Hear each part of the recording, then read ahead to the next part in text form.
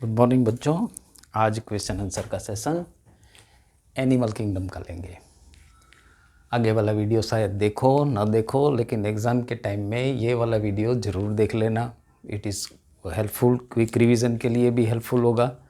और अगर ये पूरा आगे वाला चैप्टर ख़त्म हो गया हो एनिमल किंगडम का, तो 1 बाय 1 एटलीस्ट ये क्वेश्चन आंसर जो सेशन है वो रिपीट में आप देखते रहिए, क्योंकि इससे आपका रिवीजन भी होता रहेगा और जो सैलेंट पॉइंट है जिसको याद रखने की या मेमोराइज करने की ज़रूरत है वो आ जाएंगे। तो हम स्टार्ट करते हैं एनिमल किंगडम का question answer session. Animal floating on water, तो जो सतह पे ऊपर मतलब जो सरफेस पे रहते थे, तो हमने 3 बात कर ली थी आगे के। जो सतह पे रहते हैं उसको जू प्लैंक्टन बोलते हैं, जो बीच में रहते हैं वो नेक रीजन में रहते हैं उसको नेक्टिक बोलते हैं, जो बॉटम में रहते हैं उसको बेंथिक बोलते हैं। तो इसका जो फ्लोटिंग ऑन वाटर लिखा है, ऑन मतलब सरफेस, तो इसका मतलब होगा उसका प्लैंक्टन। ठीक है, एक बार ये पॉज करके आप अपने आप करने की ज़रूर ट्राई करें। ये शायद आपको छोटा पड़ गया हो, तो इसका एक स्क्रीनशॉट ले लीजिए, बड़ा करके देख लीजिए। तो आपको अगर नहीं आता है तो फिर बाद में मैं इसका सबका आंसर तो देंगे ही आपके बाद में। Animals which comes out during night, तो जो दिन को निकलते हैं उसको डायर्नल बोलते हैं और रात को निकलते हैं इसको नॉक्टर्नल बोलते हैं। Cell aggregate plan is found in, तो आगे हमने बात कर लिया था कि सेल एग्रीगेट प्लांट पहले वाला जो पॉरीफेरा है इसमें मिलता है। तो इसमें से नाइडेरियन स्पॉन्जिस, तो स्पॉन्जिस है वो पॉरीफेरा का है part. Coelom produce by splitting of mesoderm, तो जो मिजोडम स्प्लिट करके बनता है इसको साइजोसिल बोलते हैं। अगेन मेरे को लगता है कि आपको जो सिलोमेट है, सिलोम से, इसके बारे में मेरे को फिर से थोड़ा समझाना पड़ेगा। तो मैं ये फिर से आपको एंड ऑफ द लेक्चर, ये थोड़ा मेरे को जगह चाहिए होगा, तो एंड ऑफ द सेशन में आपको सिलोम्स के बारे में थोड़ा डिटेल में समझाऊंगा। सिलेक्ट रॉन्ग वन, तो millipedes have 2 pairs of appendages in each segment, तो ये करेक्ट है। अब हमको रॉन्ग सिलेक्ट करना है, तो ये वाला करेक्ट है। Prawns have 2 pairs of antenna, तो प्रॉन्स है उसका हमने देखा था कि आगे में रोस्ट्रम होता है और एक यहाँ पे एंटेना होता है और एक बड़ा वाला एंटेना होता है, तो 2 पेयर ऑफ एंटेना, वो भी सही है। पोरीफेरा इज़ एक्सक्लूसिवली मेरीन, तो ये वाला गलत है। क्यों? क्योंकि वो फ्रेश वाटर में भी पाया जाता है, यूस्पोंजिया वो फ्रेश वाटर में भी पाया जाता है। Nematocyst is a characteristic of Cnidaria, ये भी सही है। Metameric segmentation is a characteristic of annelid and arthropoda, बहुत सा है लेकिन 3 में मेटामेरिक सेगमेंट 3 में मिलते हैं। एक तो एनेलिडा में मिलते हैं, दूसरा आर्थ्रोपोडा में मिलता है, तीसरा अगर भी ऑप्शन आता है तो वर्टिब्रेटा में भी मिलते हैं। तो इतना याद रखना, या कॉर्डेटा में मिलते हैं, यहाँ पे वो आंसर है। तो इन कॉन्ट्रास्ट टू एनेलिड्स प्लेटीहेल्मिन्थिस, तो एनेलिड्स और प्लेटीहेल्मिन्थिस में क्या कॉन्ट्रास्ट है? तो बायरेटियल रेडियल सिमेट्री, सीडोसिल या एब्सेंस ऑफ बॉडी कैविटी। तो ये देखिए प्लेटीहेल्मिन्थिस है तो कैविटी चली गई, एनेलिड्स है उसके पास भी कैविटी नहीं होती है। तो लेकिन जो प्लेटीहेल्मिन्थिस इसमें तो कैविटी क्रिएट ही नहीं हुई, लेकिन इसमें कैविटी क्रिएट हुई है, लेकिन मिसोडम क्रिएट हुआ है, लेकिन एकदम फ्लैट होने की वजह से उसमें कोई भी टाइप की कैविटी नहीं बनी है अभी तक। इसमें कैविटी बनी है, लेकिन कैविटी है वो ट्रू कैविटी नहीं है। सीडोसिलोम डेवलप्स फ्रॉम, तो सीडोसिलोम कहाँ से डेवलप होता है? वो ब्लास्टोसील से डेवलप होता है, वो हम again end of the lecture में देखेंगे।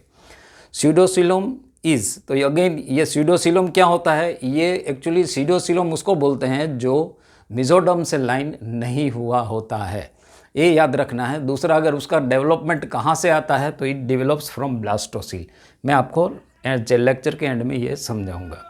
सेल टिश्यू ऑर्गेनाइजेशन, तो किसमें सेल और टिश्यू ऑर्गेनाइजेशन स्टार्ट नहीं हुआ है या हुआ है, जो भी क्वेश्चन है, तो लीवर फ्लूक में सेल टिश्यू ऑर्गेनाइजेशन है, हाइड्रा में है, स्टार फिश में है, लेकिन स्पॉन्ज में सेल टिश्यू ऑर्गेनाइजेशन स्टार्ट नहीं हुआ है अभी। बिसाइड्स ये हमने डिस्कस कर लिया कि आर्थ्रोपोडा और एनेलिडा के अलावा मेटामेरिक सेगमेंटेशन कॉर्डेटा में भी मिलता है। जैसे कि हमारी स्पाइन से जो पीछे वाला जो हिस्सा बैकबोन का आता है, जिसको हम स्पाइनल कॉर्ड बोलते हैं, वो स्पाइनल कॉर्ड के ऊपर जो आते हैं वर्टिब्रेट्स वो रिपीटिंग स्ट्रक्चर होता है ऐसे। तो अंदर में भी कॉर्डेट्स में भी आपको रिपीटिंग स्ट्रक्चर मिलेंगे, तो उसको भी मेटामेरिक सेगमेंटेशन बोलते हैं, लेकिन इंटरनल, एक्सटर्नल नहीं। टिश्यूज़ आर एब्सेंट इन, तो फर्स्ट वाला है उसी में टिश्यू नहीं है, तो पोरीफेरा है या तो स्पॉन्जेस का कोई भी उसने स्पीसीज लिखा है। Feeding in sponges takes through nurse cell, तो नर्स सेल उसमें नहीं होता है। ऑस्टिया, ऑस्टिया तो पानी का इनलेट के लिए यूज़ होता है, या पानी अंदर आता है, बाहर जो निकलता है उसको ऑस्क्यूलम बोलते हैं, तो ऑस्क्यूलम भी नहीं। तो कोएनोसाइट्स है वो फीडिंग के लिए हेल्प करते हैं। स्पॉन्जेस फ्री स्विमिंग लार्वा, ये आपको याद रखना है, पैरेन्काइमुला वो फ्री स्विमिंग लार्वा है। Canal system is a characteristic of, तो ये स्पॉन्जेस में ही आपको कैनल सिस्टम मिलेगी। ल्यूकोन और साइकोन वो मैंने आगे डिस्कस किया था, तो ये कैनल सिस्टम सिर्फ आपको स्पॉन्जेस में ही मिलेगा। यही एक फाइलम है जिसमें होता है। Common bath sponge is known as Euspongia. Venus flower basket, तो मैंने आपको बताया था कि जापान में एक जो वेडिंग गिफ्ट प्रेजेंट है, एक ड्राइड स्पॉन्ज जिसको यूप्लेक्टेला बोलते हैं या वीनस फ्लावर ऑफ बास्केट बोलते हैं, ये एक प्रेजेंट देने का एक सिस्टम है वहाँ पे, and it is a symbol of unity till death. तो इसका आंसर यूप्लेक्टेला है। इन ल्यूकोसिलिन, ये भी एक टाइप, ल्यूकोन से आप समझ जाओ कि ये स्पॉन्जिस है। ल्यूकोसोलिन या डाइजेशन इज स्टमक में होता है, तो स्टमक तो स्पॉन्जिस में होता ही नहीं है। गैस्ट्रिक कैविटी भी नहीं होती है। ऑस्क्यूलम तो बाहर पानी निकालने के लिए, तो फूड वैक्यूल्स भी ही करेक्ट आंसर रहेगा। What is found in sponges, choanocytes ये स्पॉन्जेस में मिलते हैं, निमोसोसाइट्स नहीं मिलते हैं, एमीबोसाइट्स होते हैं, एमीबोसाइट्स भी होते हैं। तो ये और सी, ये जो बीच वाला हिस्सा होता है स्पॉन्जेस का, इसमें एमीबोसाइट्स होते हैं। तो इसका लेयर है, इसको मिसोग्लिया बोलते हैं, और अंदर जो सेल होते हैं इसको एमीबोसाइट्स बोलते हैं। Which of the following is a boring sponge, ये भी आपको याद रखना होगा कि ये बोरिंग स्पॉन्ज है, Cliona. Sycon belongs to the animal which are, again ये स्पॉन्जिस आएगा। Classification of the Porifera based on, तो क्लासिफिकेशन मैंने आपको बताया था कि इसके अंदर कौन सा स्केलेटन स्ट्रक्चर है उसके हिसाब से उसका क्लासिफिकेशन होता है। अगर कैल्शियम कार्बोनेट से बनता है तो कैल्सीफेरस बोलते हैं या कैल्केरियस बोलते हैं। अगर सिलिसियस या सिलिसिक एसिड से बनता है तो इसको हेक्सासिलेंटेटा बोलते हैं। इस तरह से उसका classification is based on spicules. Amphiblastula is a larva of, again ये आपको याद ही रखना है, साइकोन। तो ये थोड़े से क्वेश्चन थे, और भी आगे बहुत से हमारा फाइलम बाकी है, तो सबके हम लेंगे, लेकिन ये थोड़ा सा ये समझ लें कि ये बहुत बार क्वेश्चन बार बार अलग अलग तरीके से पूछा जाता है, इसीलिए से थोड़ा सा डिटेल में जाते हैं। एसिलोमेट्स मतलब कैविटी होती ही नहीं है, ठीक है, ये थोड़ा सा यहाँ रब कर दें। एसिलोमेट्स मतलब कैविटी होती ही नहीं है। अभी सीडोसिलोमेट्स क्या होता है कि अगर ये ब्लास्ट्यूला है, ब्लास्ट्यूलिया में यहाँ एक लेयर बनता है जिसको हम एम्ब्रियोनिल नॉब बोलते हैं, और ये सेल ऐसे इर्द गिर्द आ जाते हैं, और यहाँ से जब मेसोडर्मिक लेयर डेवलप होता है तो ये कैविटी डेवलप यहाँ पे होती है, लेकिन यहाँ पे लाइनिंग मेसोडर्म की नहीं होती है। तो ये वाला जो ब्लास्टोसिल से जो डेवलप होता है इसको हम स्यूडोसिलोमेट्स बोलते हैं। और यूसिलोमेट्स में भी दो पार्ट है, साइजोसिल एंड एंटेरोसिल। तो हम गैस्ट्रोला स्टेज में चले जाएंगे। गैस्ट्रोला स्टेज में हमारा बॉडी का गट फॉर्म्स होना स्टार्ट हो जाता है। तो ये हमारा एम्ब्रियो है, यहाँ से गट फॉर्म होना स्टार्ट हो गया, तो ये वाला। तो इसमें दो पॉसिबिलिटी रहती हैं। यहाँ से थोड़ा कलर चेंज कर लेते हैं।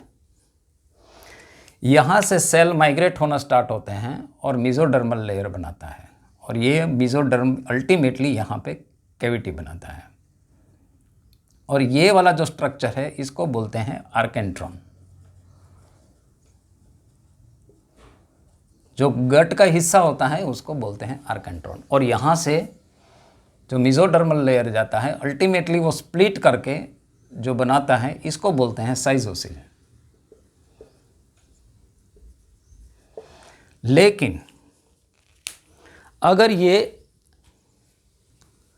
आर्केंट्रॉन है वहीं से माइग्रेट होना स्टार्ट हो जाए, मतलब ये आर्गेंट्रॉन है, यहीं से थोड़े माइग्रेट होने स्टार्ट हो जाए और ये वाला माइग्रेट होते धीरे धीरे धीरे अल्टीमेटली एक ऐसी कैविटी बना दे, तो इसको एंटेरोसिल बोलते हैं।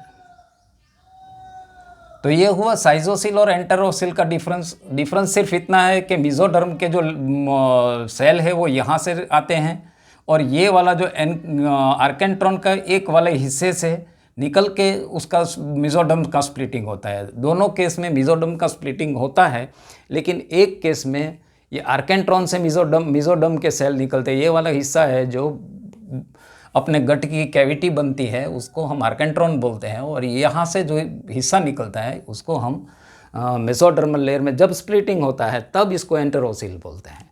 तो लगता है आपको समझ में आ गया होगा।